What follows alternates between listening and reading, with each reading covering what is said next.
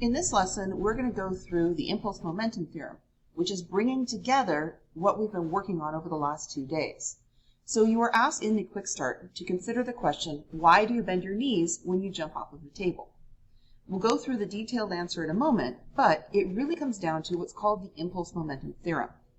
The impulse momentum theorem states that the impulse applied to an object is equal to the object's change in momentum. Or to put that in math terms, this is the formula that describes that. Here we have our change in momentum,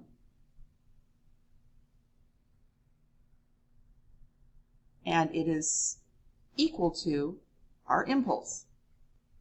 So remember, impulse, J equals F delta T. So this is our change in momentum is equal to impulse. It's the mathematical version of this statement above. So as we did the last 2 lessons, we focused on the impulse calculations, which were J equals F delta T, and we had our momentum, P equals mv, that's momentum equals mass times velocity, and our change in momentum is equal to mass times change in velocity. So these were the equations we considered individually. What we're going to do now is we're going to combine them with the impulse momentum equation, which is our F delta T is equal to delta P. So we're just then going to rewrite this with all of these equalities. So if J is equal to F delta T, well then J is also equal to change in momentum. And if change in momentum is equal to all of this is also equal to mass times change in velocity. And that's where this equation comes from. So how do we use this equation to actually solve problems? Because when you're trying to solve a problem, you can't have 4 different things equal to each other. So what you're going to do is, if you start with this long version of the equation, you're going to read through a problem and write down everything that you know. Check off in the equation what information you have, and that will allow you to choose 2 parts. You can only choose 2 pieces of the equation. Which ones you need, it depends on the information you have. And remember that this change in velocity is final minus initial. So if you have a final and an initial, then that gives you the information for change in velocity. Now, the fact that we have this long equation is one thing, and I'll show you how to use it, but most of the time you're going to be focusing on this version of the equation. This is our impulse times our change in momentum. And I've given you here the different variations that allow you to solve for any of the variables. And again, most equations that we're going to deal with have this root. So make sure you have this available as you work through problems. So before we do some examples, let's go back to the landing, the jumping off a table, and explain how the impulse momentum theorem relates to it. So one of the things you have to realize is that when the jumper is going to land, his change in momentum is the same regardless of how he lands.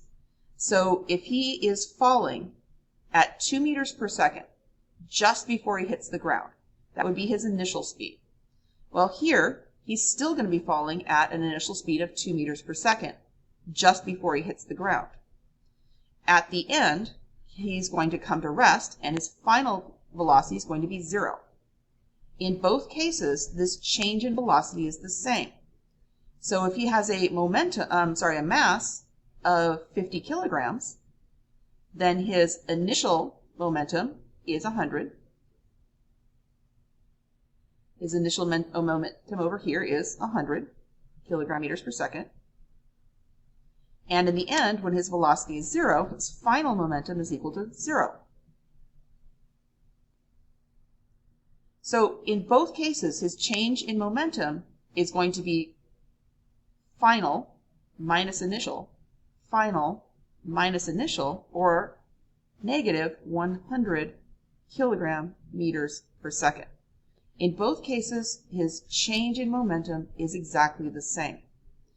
So why does it feel different? Well, the experience of that change in momentum is different based on the impulse portion of our equation. If he lands with his knees straight, he's going to come to rest very, very quickly, which means it's going to be a very, very small amount of time. Now, in order to stop him quickly, it's going to require a large force, and so it's going to hurt. If he doesn't want it to hurt, then what he needs to do by bending his knees is it takes longer for him to come to rest, and so it requires less force to change that momentum. So in both cases, his change in momentum is the same. Make sure you know that. That will be tested. What changes is that he is manipulating how long it takes for him to come to rest, which then manipulates the force. Now, somebody who also uses that would be the hedgehog. There are certain types of hedgehogs that actually climb trees and they fall out of them. And apparently it has been observed that sometimes hedgehogs fall out of trees on purpose just to get to the ground. The reason they do that is because the impulse momentum theorem works for them. They have spines, sometimes people call them quills.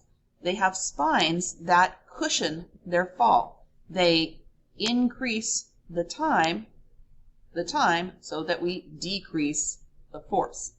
So they aren't harmed when they fall. The uniqueness of their spines is actually being investigated for use as an additional cushioning in football helmets, because not only is it good at cushioning, but it's also good because of the unique construction. When you have a football helmet, they're good with direct collisions, but if you have glancing blows, they're not so good, and the rotation can do harm.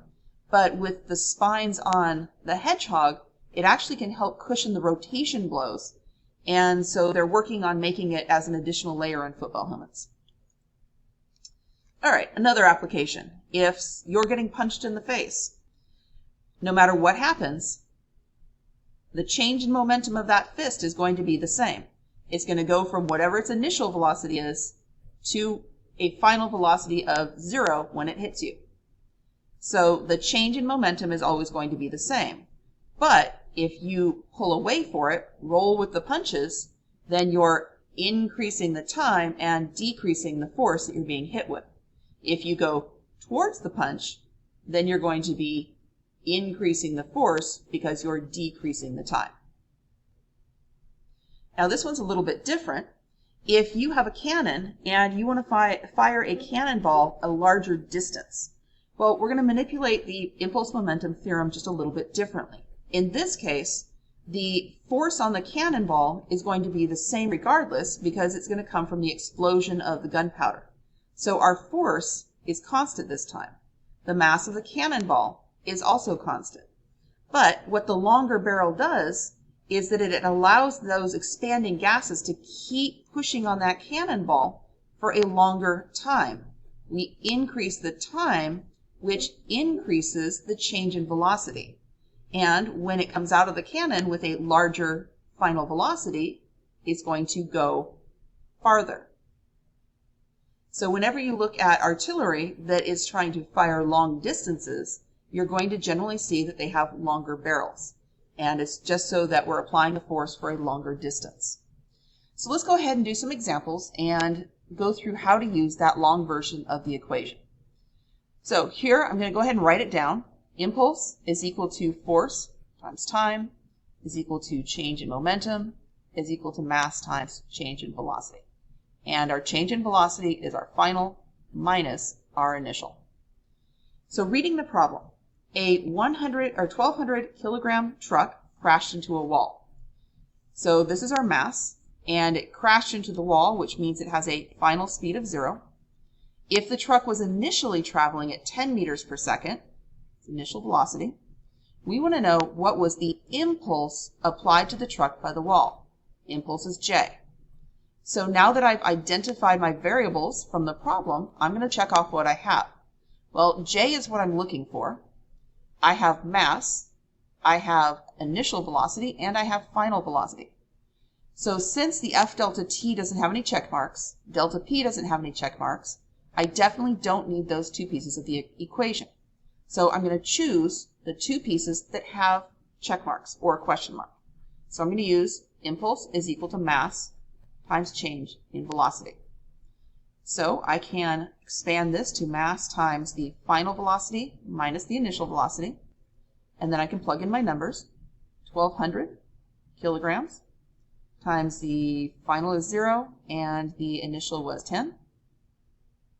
And when I multiply this out, the impulse is equal to 12,000 kilogram meters per second. Except that it's actually negative. Sorry, don't forget this negative sign. 0 minus 10 is negative 10.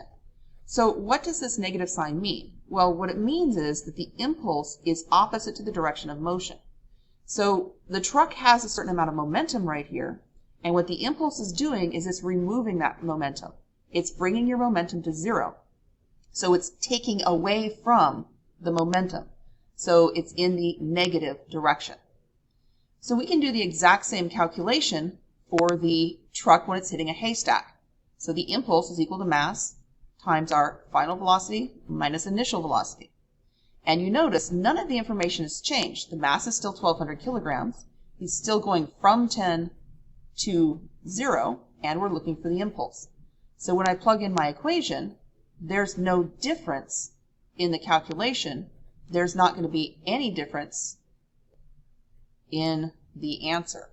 So the impulse in both cases is negative 12,000 kilogram meters per second. It's still removing all of that initial momentum that we start with, and it's just doing it over a longer time is what it's going to come down to. But the impulse is still taking away all that momentum and making it 0. So let's do the same calculation, but we're going to look for different bits of information. So starting with the long equation,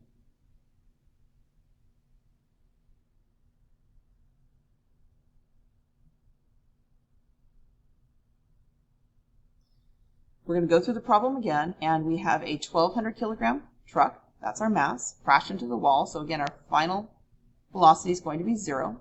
The truck was initially traveling at 10 meters per second. So again, that's our initial velocity.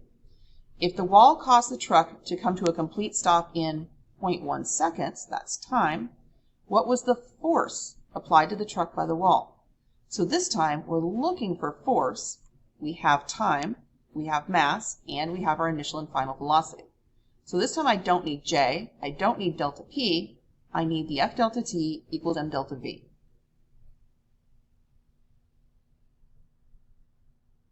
And since we're looking for force, I'm going to use the version of the equation that is solved for force. So force is equal to M, and I'm going to expand my delta V into my final minus initial, and I'm going to divide by time. So notice that at the top of the equation, this was our change in momentum that we just did, the calculation for impulse, which is also change in momentum that we just did in the 2 prior problems. All we're doing is taking that same number and we're going to divide by the amount of time it took for the truck to come to a stop. So plugging in numbers, we're going to have 1,200 kilograms times 0 minus 10 divided by our time of 0.1 seconds. And when I do that calculation, I'm going to get a force of negative 120,000 newtons. So again, we come up with a negative number. What the negative number means is that the force is opposite to the direction the truck was moving. If the truck is moving in the positive direction, so we'll say this direction is positive, this negative, that means the force is in the opposite direction. That's the force required to bring the truck to a stop. The force required to remove all of the truck's initial momentum. The last question, we're going to do basically the same problem, except we're going to do this with a haystack. And out again.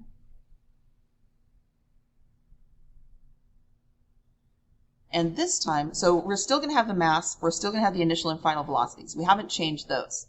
But this time we are given a force of 15,000 newtons. And we are asked, how long did the force act on the truck? So this time we're looking for time. So again, we don't need J, we don't need delta P.